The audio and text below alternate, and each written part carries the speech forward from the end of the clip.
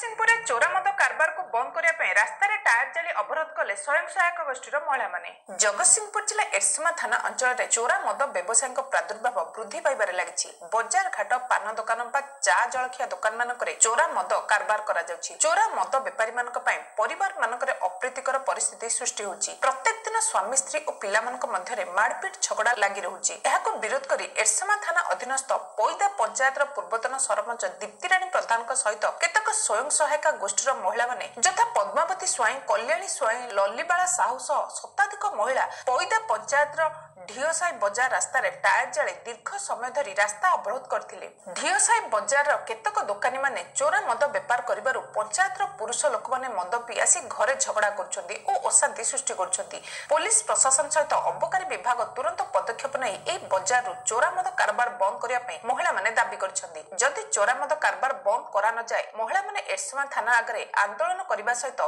चोरा मद बेपारी दुकान निया लगाई पोड़ी दिया जियो बोली चेतावनी दैछन्ती। हमर होची हम घरे माने बजार मद बिक्री होल हम पिला माने मद पिउछन्ती, हम स्वामी माने मद पिउछन्ती। मद पिबारु हम घरे अशांति सृष्टि होची, पैसा अभाव होची, तेरा अभावडा हम पडुची, तेनु पिला उदरा पैसा देई परु से माने हमको मरामरी भी चोरा मद बेपार हेबा द्वारा हम ग्राम रे हम परिवार भीतर बहुत अशांति सृष्टि होची। कारण मद पी स्वामी और पुत्र माने घर हंगामा सृष्टि करुछन्ती, ता द्वारा हम संसार सुरक्षित नुह कि हम समाज भी सुरक्षित नुह। तेणु आम अनुरोध करूँ ये मद बेपार को बंद करा जाऊ। जगतसिंहपुर मनसांग रिपोर्ट ओडिशा मोबाइल टीवी। बेतनटी